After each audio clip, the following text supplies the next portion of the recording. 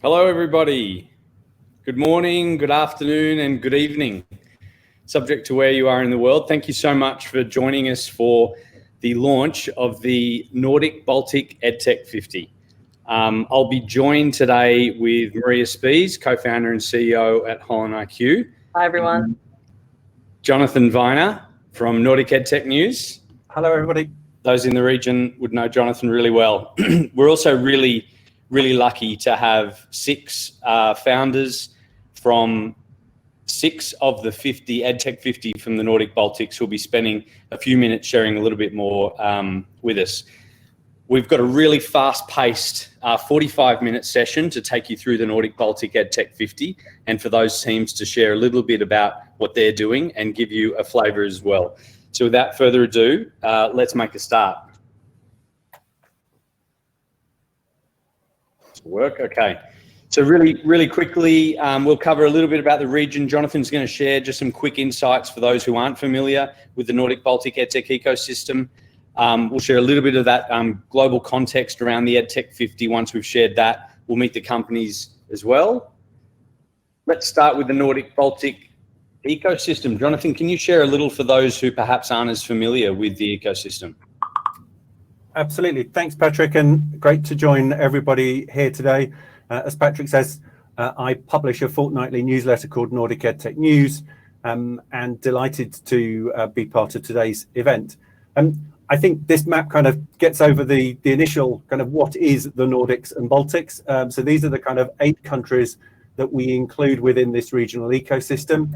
And it really is an ecosystem. I think that's really important to say. And you'll hear more about that as we talk through. But these are the 8 countries which make up the Nordics and Baltics, and they are a well-established kind of organisation and network already. There is a kind of government link at a political and economic at the large-scale level, the Nordic-Baltic 8, that operates and pulls this together from a policy perspective on international issues. And N8, the Nordic EdTech Forum, does that from an EdTech perspective, supporting founders and supporting EdTech entrepreneurs across the region. I think it's also really important to stress that the region is populated, as you can see here with the company logos, with really strong national bodies who exist to support and to celebrate the EdTech businesses within them. And whether that's lobbying on behalf of EdTech businesses with government, ensuring that EdTech and digitalization is on the government policy agenda, the organizations that are listed here do a really strong job in guiding people and supporting the businesses that are their members. And whether that's for Estonia, the Education Nation program exists to really ensure that education and technology are at the heart of government thinking. And it's been great to see the recently launched organisation there in Lithuania, EdTech Lithuania Forum, that pre-launched last week, and we look forward to following that with interest as it moves forward.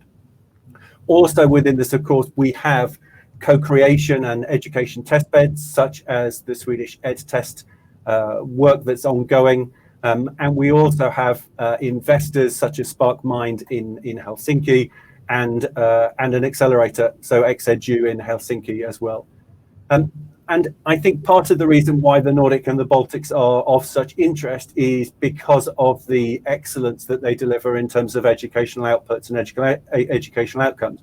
I'm not going to debate whether PISA is the best way of kind of recognizing that, but according to the 2018 PISA surveys, obviously Estonia was for the first time the best performing European nation, overtaking Finland this time. But all 8 countries feature at either in level 3 or at the very top of level 2 across all of the 3 subjects. So they are absolutely at the top of their game in terms of delivering learning outcomes in schools.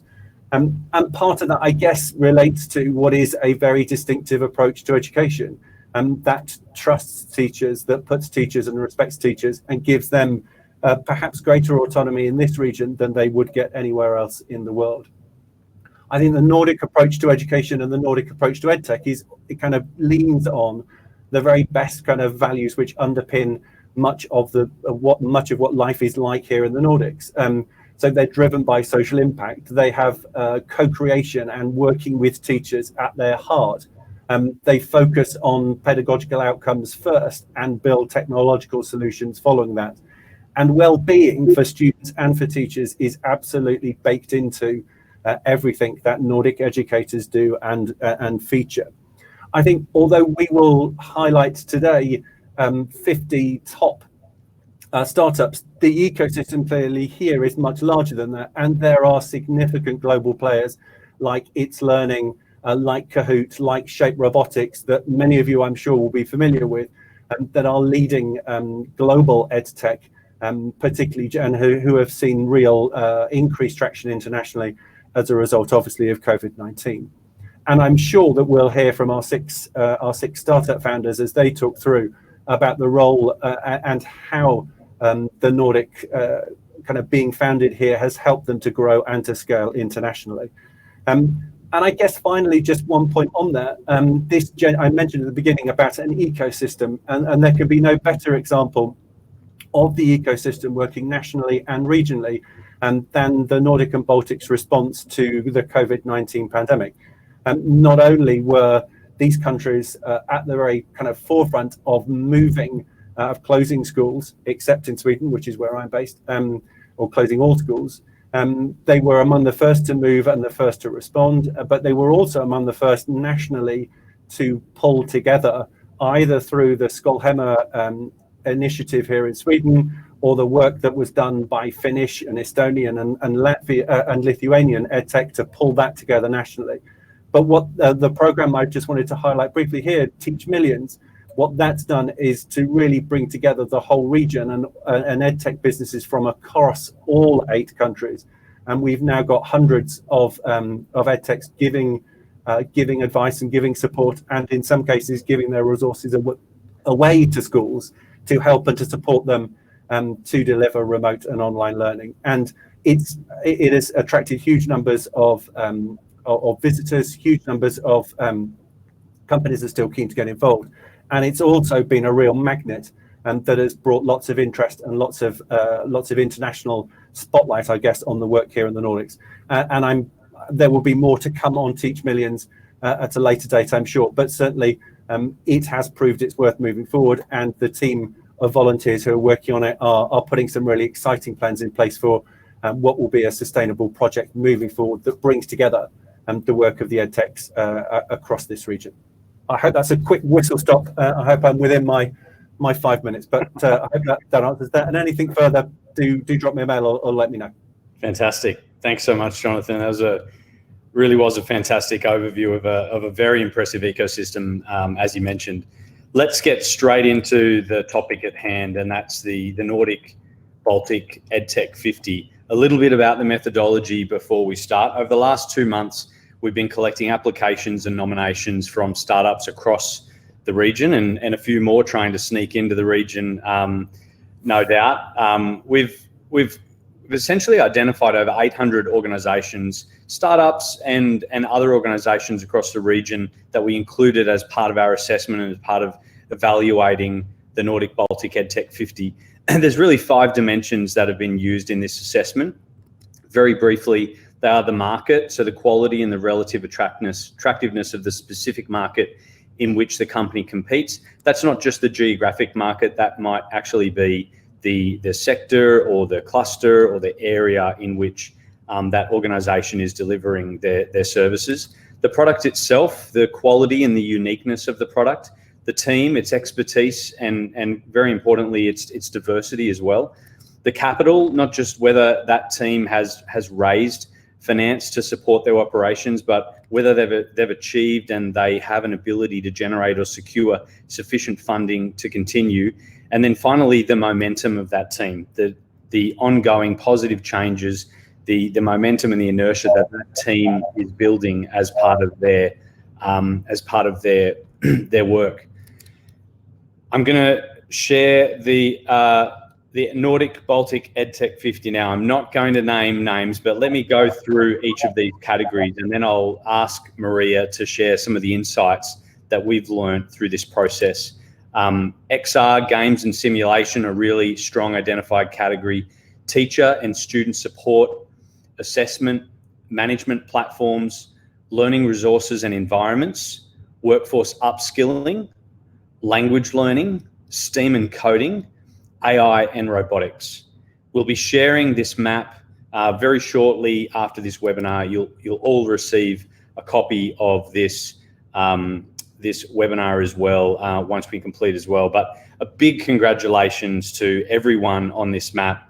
As was mentioned, perhaps the hardest part of this whole exercise is going from hundreds of wonderful, really inspirational teams who are working across the region to transform how the region and how the world learns, to get to 50. You know, the teams that have made this map are just so impressive, and as are, you know, the hundreds of those who are not represented on this map as well. That's definitely the hardest part for us, but in some respects represents, you know, such a great level of the level of the teams and the level of the products and the services that those teams across the region are delivering as well. I might hand off to Maria to share a little bit about what we learned at another level of detail. Thanks, Patrick. Can you hear me okay? Great. Yeah, look, firstly, I want to add my congratulations and endorse what Patrick said around how difficult it actually was. There are a lot of very, very good EdTech organisations in the Nordic-Baltic region. And reinforcing what Jonathan said around a very, very deep focus on learning outcomes and on student wellness and so on.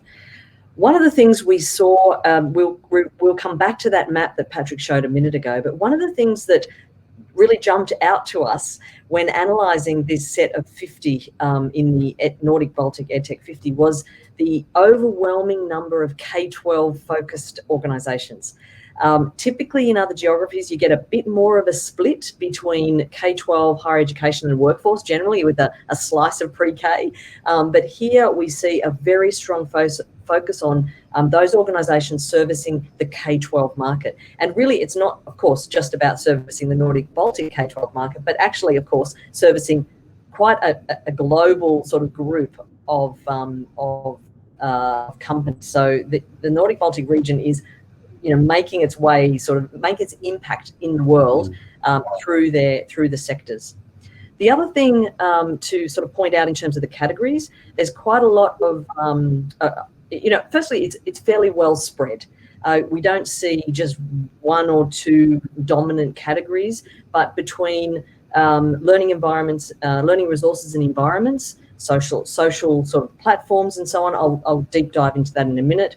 One of the things that I would group together here and highlight is those combination of technology-led focused companies. So those in the extended reality or augmented and virtual reality games and simulation area, STEAM and coding, and AI and robotics. When you add those together, the sort of technology-led companies, there's quite a large proportion of those, which is interesting as well. And one final thing I want to call out is the teacher and student resources. We don't usually see that as a category in other geographies so much. And I think that's a testament to the focus on learning outcomes and student success, and also teacher success, actually. And finally, in the country split, you know, it's great to see all countries represented, and you know, sort of big representation from Finland, Sweden, Denmark, and Estonia, but all countries represented is wonderful. And if you flick to the next, if you flick to the next slide, thanks, Patrick. So just pulling a little bit more out on those thematics, learning content and environments, super interesting in terms of those teams that are supporting interactive content, AI-powered social learning, platforms, mobile learning.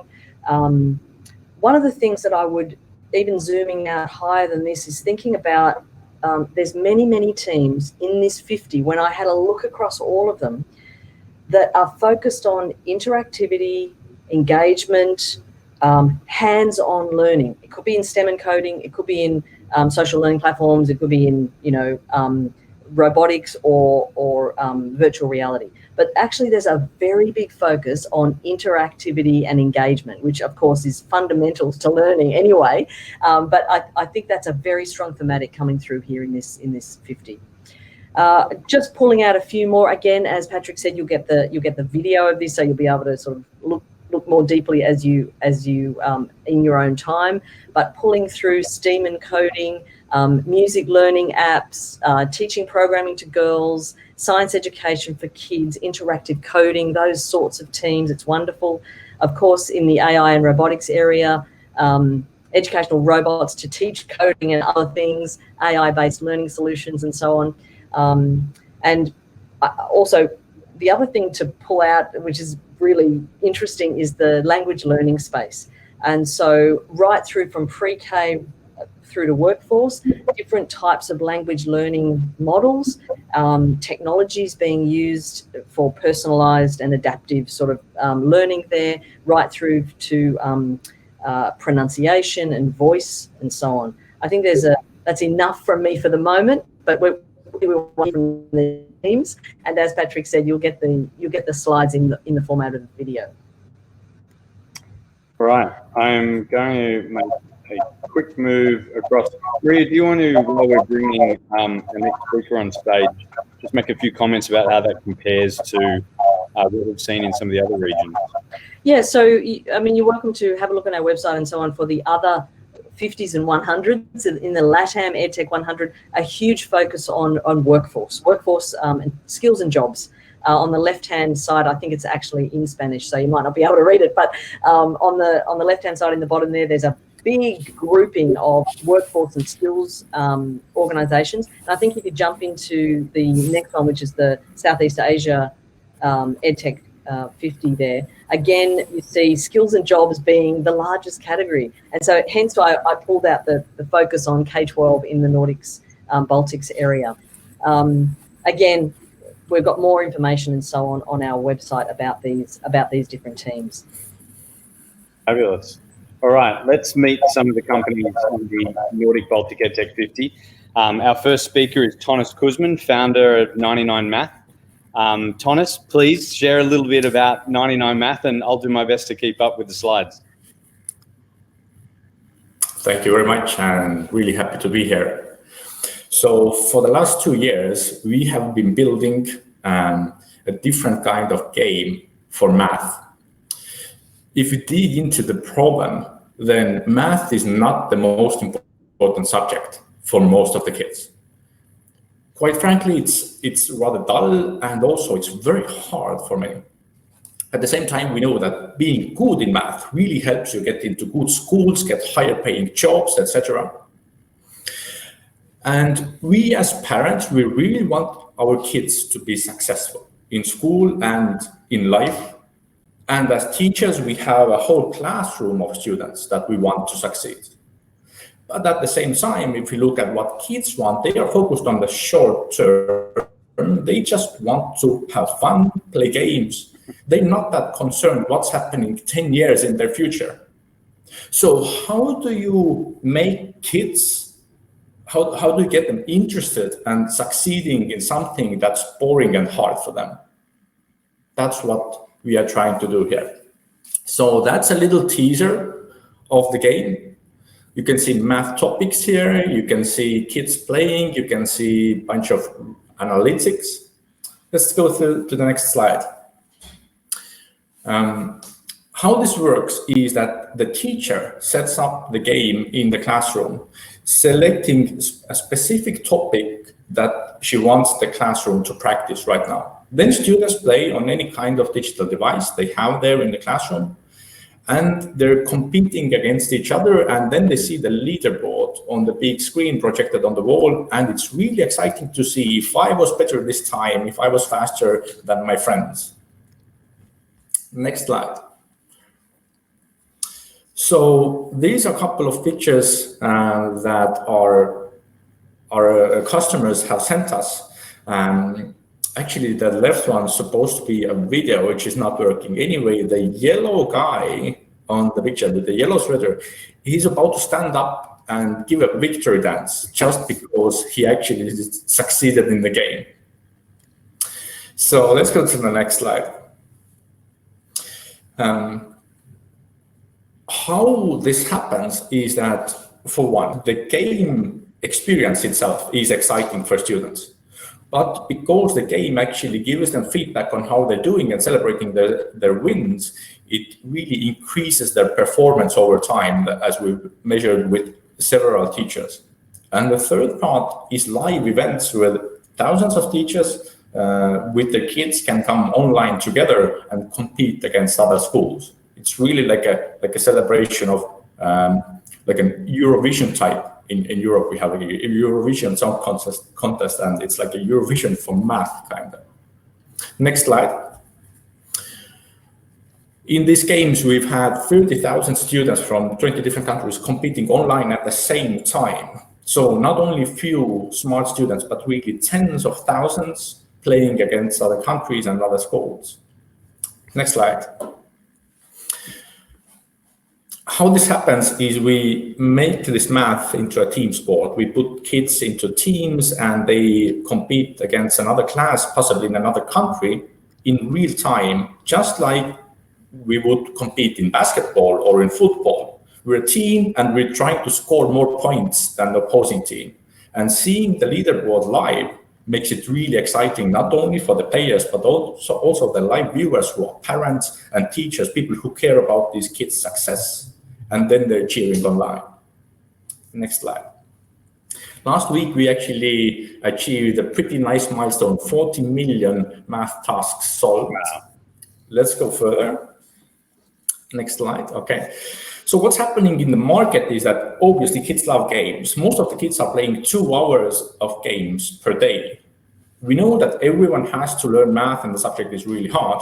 And if you look at the number of students that we can help with this kind of game, it's 200 million in the markets that we're already in. Next slide. So what we're essentially building here is a league of esports that people play the games in their classrooms, they play at these live games, and they also play and practice at home for fun and to increase their performance. Next slide. And you can try this game out yourself. If you just go to 99math.com, give it a try, see how you'll do. My name is Tõnis. Thank you very much. Fantastic. Thank you so much, Thomas. Wonderful overview. I think I'm going to be on their website tonight with my son, actually, to play some games. Really impressive. And thank you so much for joining us and sharing more about 99 Math. Thanks a lot. We're going to move really quickly. Next, we're going to hear from CanopyLAB, from Sarah Josephine, who's CFO and founder. Oh, maybe not. Sarah, let me grab your slides.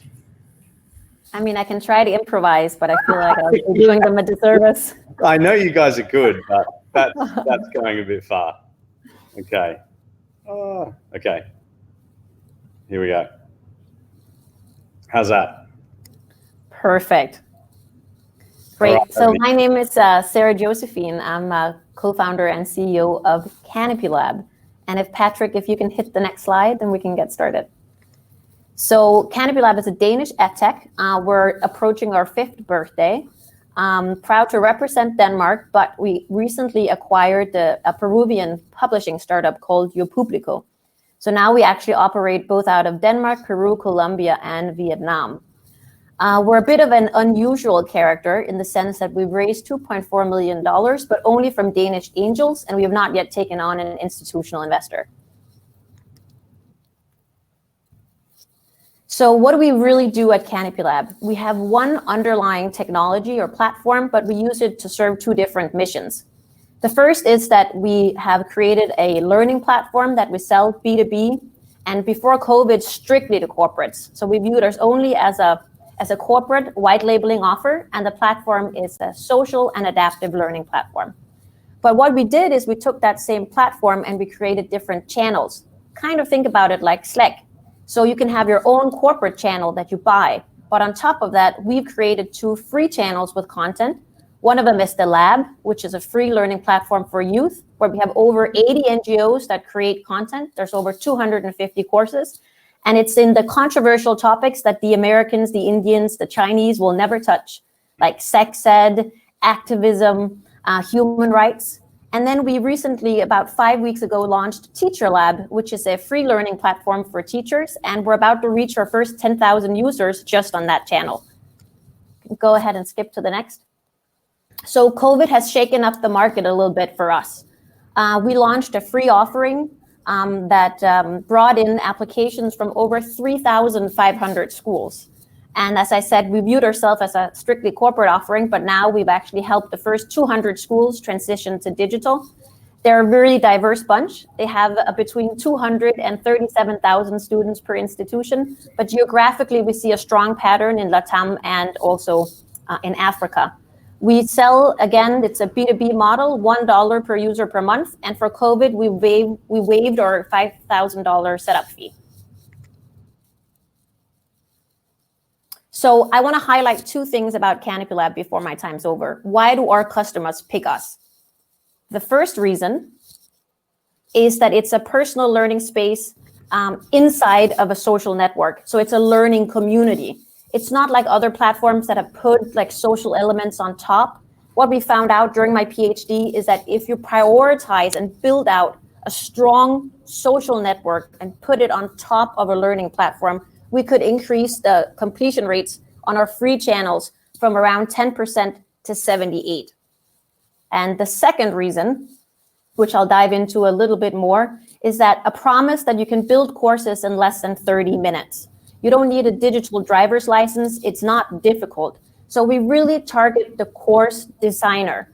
And we have a series of different techniques we use to enable being able to build courses in less than 30 minutes. One thing we do is we use natural language processing to meta tag all the content you put in the platform. And one of the things that does and why that's interesting is that it enables us to track what every learner knows and to update their CV in real time. So I both have a view of what I know, but I also know what my entire organization and school knows. We use the same underlying AI engine to suggest engaging exercises to the learning designer that they can enable in the units. So we think it's really important that you learn both knowledge and competence, so we help create these exercises. We can also auto-populate the exercises. So we have 55 learning templates, and 8 of them, we can actually curate the entire content, the actual exercise based on our engine. And finally, we can auto-generate multiple choice questions and answers as well. So we're really trying to be the best friend of the course designer. So what's next for us? We're looking into raising a Series A. We're not in a rush, but we think a part of the maturity journey we're on, an institutional investor makes sense. We're identifying channel sponsors for the lab and TeacherLAB. And finally, we're going to continue pioneering social and adaptive learning, but we're going to do it in a scalable way where it's not a nightmare for the course creator, relying on automation and natural language processing and a user-centric approach. Thank you so much for your time. Fabulous. Thank you so much, Sarah. That's super impressive. Such a wonderful mix of advanced technology and user-centered design, and super impressive. We've heard a lot about CanopyLAB all across the world, and like you said, LATAM for sure. So much discussion about CanopyLAB in LATAM. You and the team have been super successful. Thank you so much for sharing a little bit about CanopyLAB with us today. Thank you. Now we're joined by Paula Dozer, co-founder of ImagiLabs. And Paula, I tried to see if Sarah would talk to your slides, but she preferred to, I've got yours here. Great. Paula, Thank can you you. tell a little bit about ImagiLabs with us? Yeah, of course. And thank you so much for including us on this list. So I'm Paula. You see our CEO's information on this slide since it wasn't updated and she was supposed to give this talk. But I'm here today. So I'm one of the co-founders and also the lead developer at ImagiLabs. And at ImagiLabs, we're equipping girls to create with technology and join a movement to shape the future. So that's because we believe that if technology is the future, and next slide, and women are not equally represented in technology, then women do not have an equal chance at contributing to and shaping the future. And women currently represent only 17% of all ICT professionals in the EU. And so why is that? Well, studies have found that up until the age of 11, girls and boys express similar interests in tech. And at age 11, girls actually, 86% of girls express interest. But by age 16, only 36% of them still express interest in tech. And there are a lot of products that teach young children to code and products that teach adults to code. So we thought that there's clearly something that can be done for this crucial age group of 11 to 16. So as we came about our solution, we involved users at every step of the way. So we co-created this product with a lot of teenage girls. And if we go to the next slide, you can see that we found that these girls enjoy self-expression, they enjoy community, they enjoy tangible experiences, and they tend to use their phones over their computers. So if we go to the next slide, we can see that we came up with this product called the ImagiCharm, and it's a smart accessory that you can customize by coding in Python straight from your phone. The ImagiCharm enhances the experience of coding by making it tangible, and you can program it to display anything from your name to an emoji showing your mood. And if we go to the next slide, we can see how it actually works. So the first step is the creating process. So through the ImagiLabs app, which is available for iOS and Android, you actually learn how to code in Python. And then in the next step, you can see that you can actually upload your code to the ImagiCharm, and you can wear it, for example, as an accessory.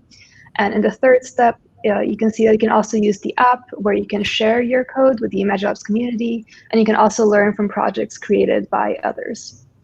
And moving on, we have found that girls really love the ImagiCharm because it's the right mix of fun and challenge, and it also gives instant feedback. And a little bit more about our journey with ImagiLabs. So we started back in July 2018 with a lot of user-centered design research, insights from hundreds of girls, and we iterated through several prototypes of both the product and the app, leading to a Kickstarter campaign in the summer of 2019, which was successful. And we also partnered with Ericsson then. So following up on our Kickstarter campaign, we really focused on the hardware development, leading to now having over 700 ImagiCharms sold. And we also have over 1,000 users on the app right now, which was launched in May. And they've created over 3,000 projects. And we even have some super users who have created over 100 projects each. And moving on, we can see that our current revenue stream mostly consists in the ImagiCharm. So we offer it in a standard and premium package. But in the future, we really want to move our revenue stream to the app and monetize it through a premium membership. So the basis of this membership requires us to take the app to the next level with more gamification and social features. And our current fundraise will support us in the development of these features. And we'll also additionally invest a lot in our direct-to-consumer brand building. So we're looking to expand our team with a game designer and also a digital marketer. And a little bit more about our current team. So on the next slide, you can see that we're an all-female founded company. So all three of us met in university, and we have technical, academic, and professional backgrounds. And so we've been in programming classrooms, and we've been in tech workplaces. And our vision is that the future of technology will be gender equal. And moving on to the next slide. We'd love if you could join us in building the world's largest community for girls interested in tech. And in 10 years, we hope that you'll be ready to invest in all the female-funded startups built by the girls who began coding with ImagiLabs. Thank you so much. Amazing. Thank you so much, Paula. Such a wonderful story, really, really fast growth. So cool to see an all women-led team for girls and for coding as well. This is going to be right in front of my daughter after this, don't worry. I think I'll be buying a few ImagiCharms. Go, Jonathan. And Pat, on that, I don't know if you can see this, Paula, but Pete Stockley has just said, not a question, but I just bought an ImagiCharm for my daughter's 10th birthday after hearing about it here. What a wonderful product. So you've got one new you've got one new customer on the back of today's webinar anyway. Thanks, Pete. That's amazing. Brilliant. Thank you. That's really wonderful, Paula. Thank you so much for sharing more about ImagiLabs with us. Really great story. Thank you. Okay, moving on. It's a real pleasure to introduce Sari. Sari is the CEO and co-founder at KidScience. Sari, perhaps you can share a little bit about what you and the team are doing. Oh, I've got more slide problems. I'm sorry. I think we were somewhere in the last. I saw some slides over there. Yeah, over there. Thank you. Yeah. So, hi everyone. KidScience offers really like playful, story-based science education for early childhood education. So we are before ImagiLabs and all the other teenagers, and it was quite clear from all of the research done internationally that if you really want to keep the curiosity, engagement towards sciences and the love, you should start really early before school age. But the problem is usually like the teachers or parents really don't know how to do the science with really, really young kids because it's totally different way. We offer all the STEAM subjects, but it's not that we offer those different subjects in different lessons. So one of the lessons can include all these subjects. And we had years of academic research before we founded KidScience 2.5 years ago for the business. And it was also clear that you really need to come to the child's world. So we start each of the lesson from storytelling, from stories, from the imagination world, and the children actually solve the problems for these characters. So it's much, much more fun and playful for the children and more engaging and meaningful. It was also quite clear from the research that actually early education teachers might be a little bit afraid even to do science with early years because they don't have science background usually by themselves, so they don't know how to do it. It might take hours to go through the YouTube or Pinterest or whatever, so we actually offer everything for the educators before they do hands-on activities with the children. So it includes online training, lesson plans, peer support, and even home experiments to share for the families because it's really important to build the bridges between home and kindergartens.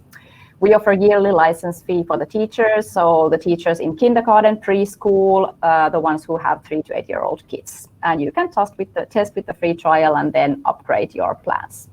Next. We have already got a lot of good feedback from the parents and children, but also now from the teachers, how they really see the change with the children, how they really ask more questions, engage more deeply, and it's totally different, like the engagement and the children's own problem-solving skills, how they are developing with KidScience lessons. Next.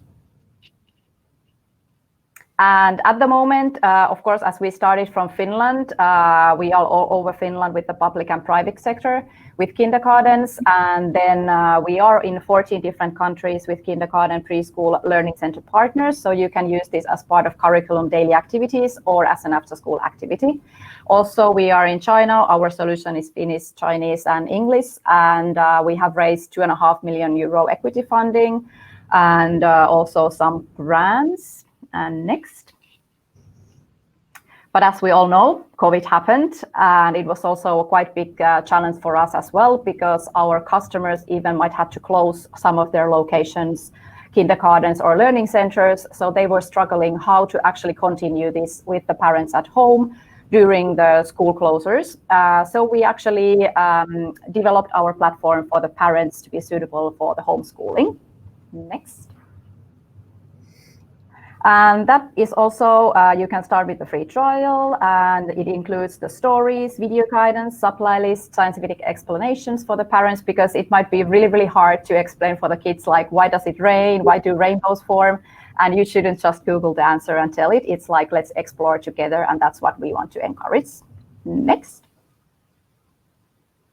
And that's why we are super, super happy that after we launched our family product, we actually received a lot of demand from different kind of companies who were looking for content. So we are kind of a content production company as well.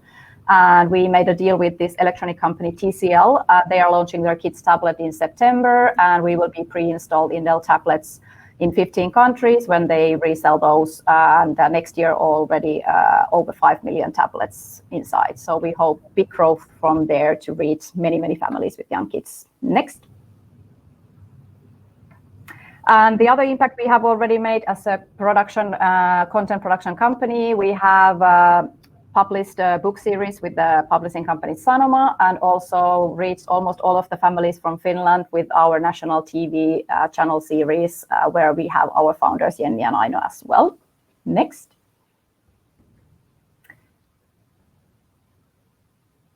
But the bigger focus for us is to really grow with our platform that is scalable in any country, and at the moment in English, Chinese, and Finnish, and we are really much looking for new partners from the kindergarten, preschool sector, and from the educators, but also like any of you parents or grandmas, grandpas who have the young kids, you are okay to start with having a fun and playful science activities that will bring you a lot of fun moments and also benefits for later life with these young kids.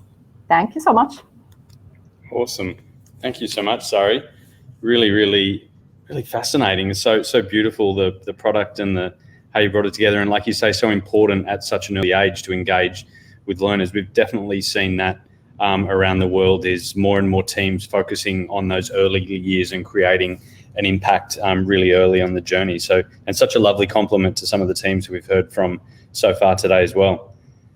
Yeah, thank you. Thanks for joining us so much, and thanks for sharing a little bit more about KidScience. Fabulous. All right, moving right along, introducing Mikkel Marfelt from Labster. Mikkel, thank you for joining us today.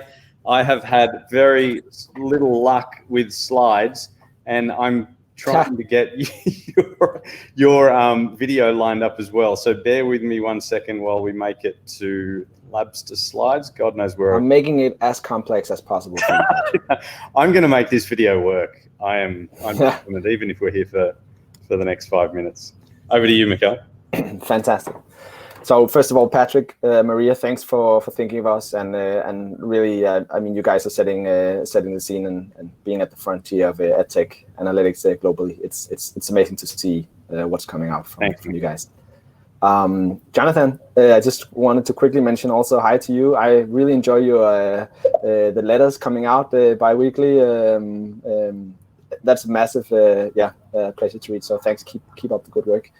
And just as a recap of the other presentations, I'm already looking into also ImagiLabs and 99 math for my kids. So it's going to be a hard job for them for the next few weeks. They're going to be sitting and doing only that.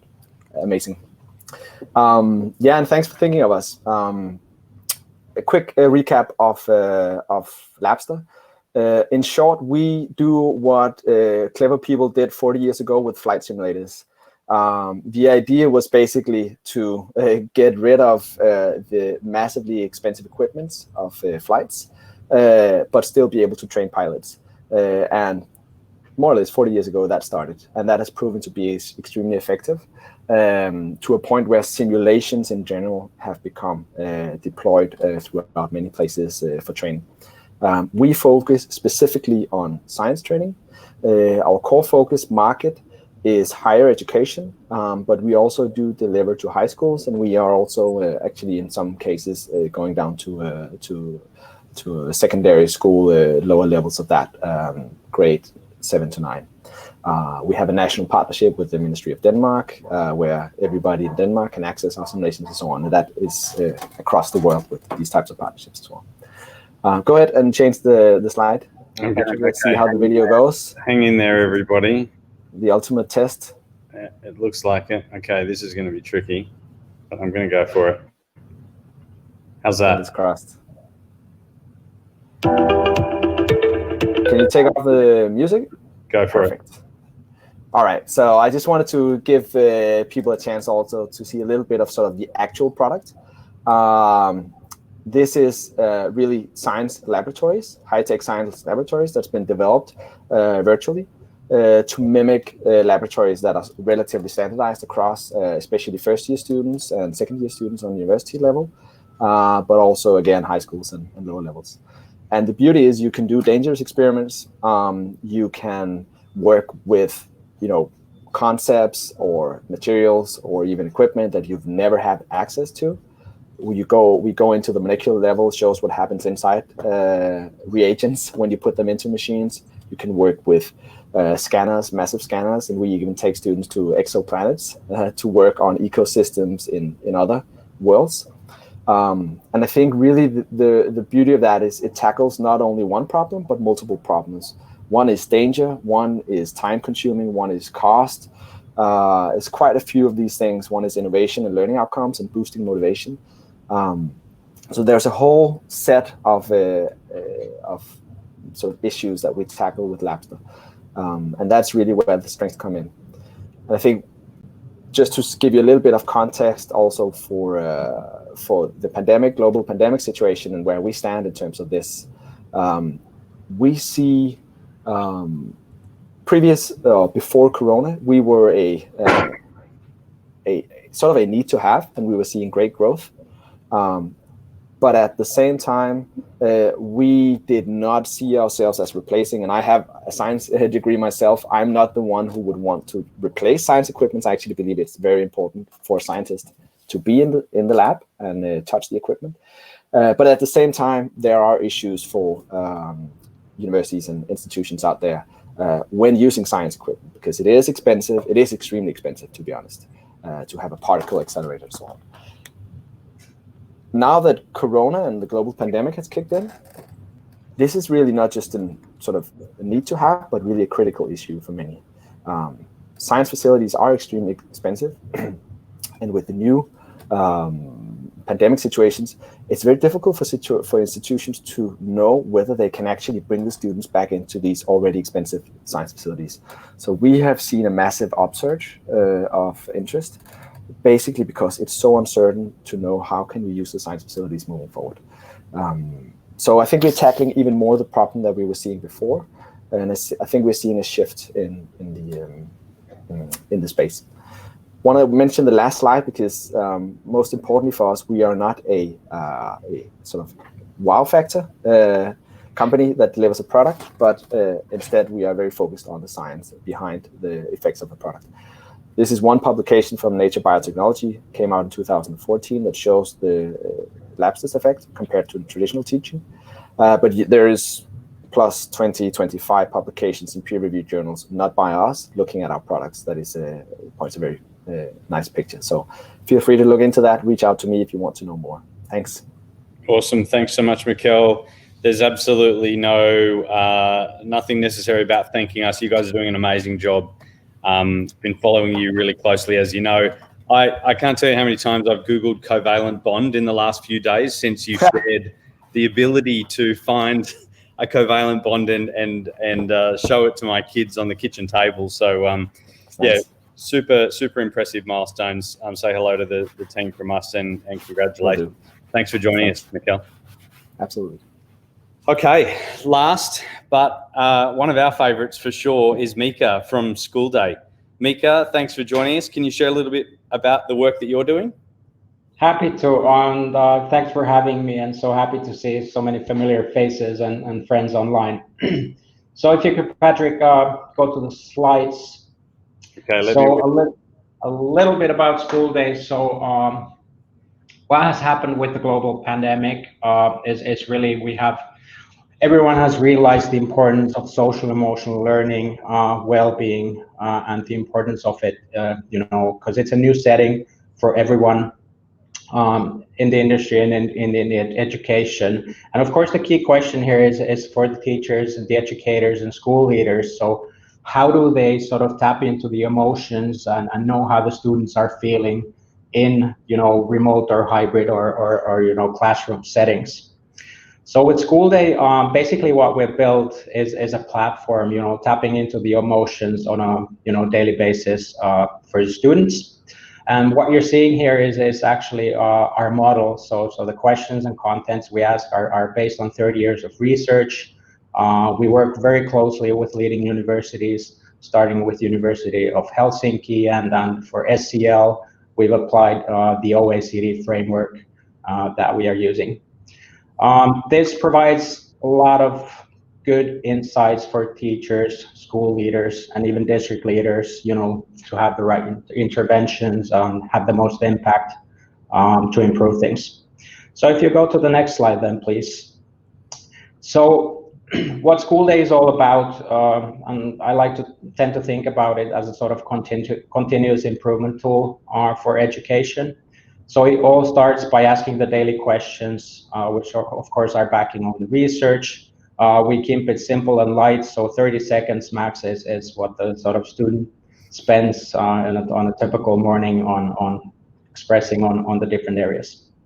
By doing so, of course, what we then do is we provide a lot of automated analytics and insights, starting from the group level, or all the data that we sort of provide is on a group level, anonymous. So of course, the pretty cool engine that we have behind is then providing the feedbacks. We call them phenomena cards and small lesson plans on where to have a look at what's working and what should be the focus areas going forward.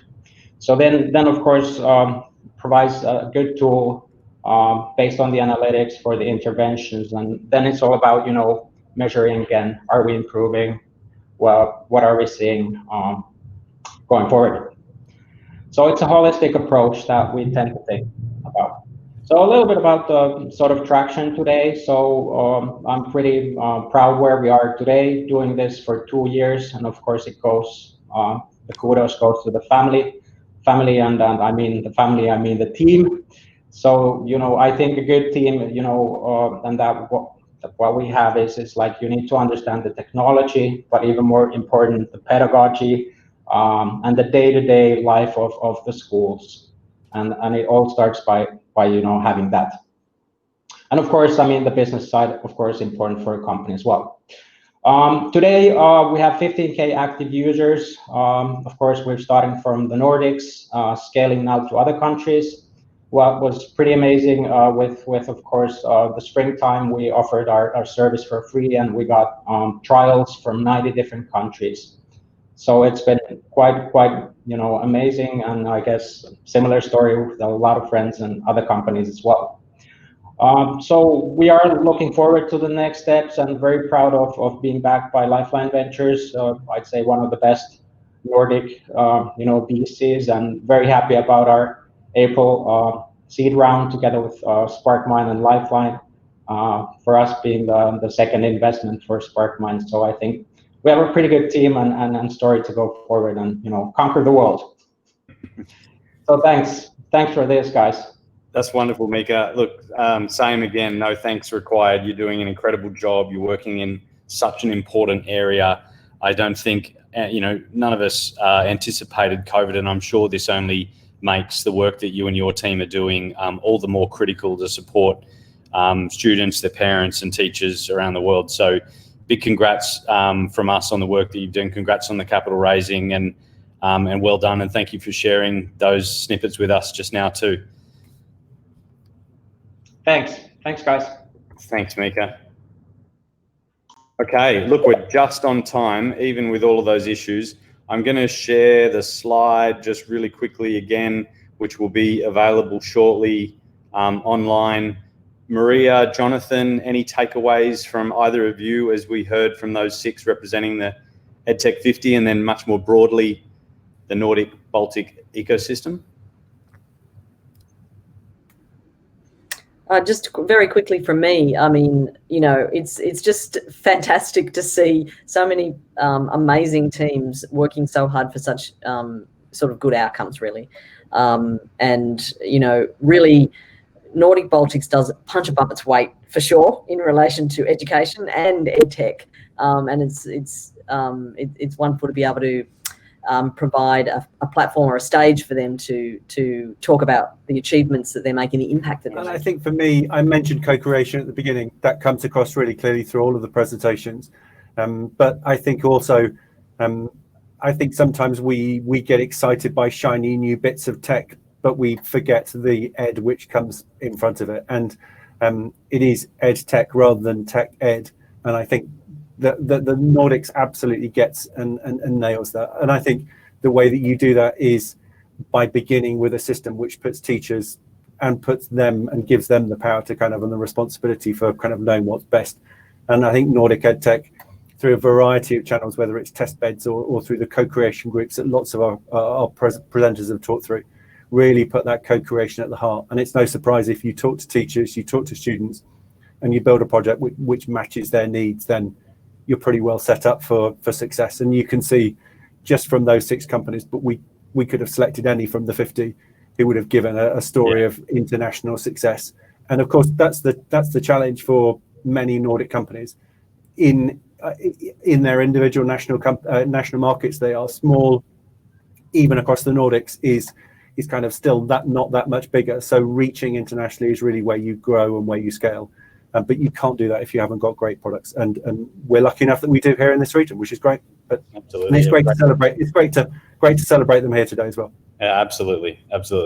Yeah, big thanks to those 6 leaders who joined us today to give you a feel for the work that these teams are doing. a big congratulations to those who made the 2020 Nordic-Baltic EdTech 50. But as we mentioned, massive kudos to all of the teams across the region who are working to transform the way the world learns. And it really is, as Jonathan talked about, there's no doubt that one theme that just kept coming through in those 6 presentations, just how global they are so quickly as well.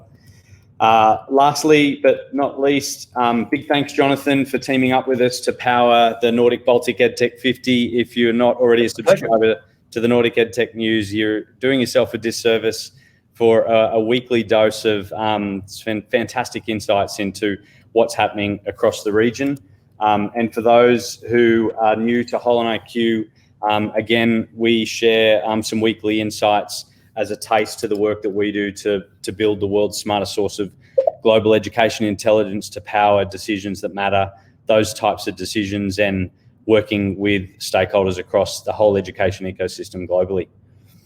Thank you so much for joining us. 55 minutes. We are right on time. Just as we mentioned, this video will be available to all of you, and you'll receive a copy shortly in the next 5 to 10 minutes. You'll also find a post on the HolonIQ website sharing a little bit more and a copy of the EdTech 50, which no doubt has made its way into social media already through this presentation as well. Fabulous. Thank you, everybody. Have a great morning, afternoon, evening, wherever you are in the world, and we'll see you soon. Thank you. Bye-bye. Thanks, everybody. Cheerio.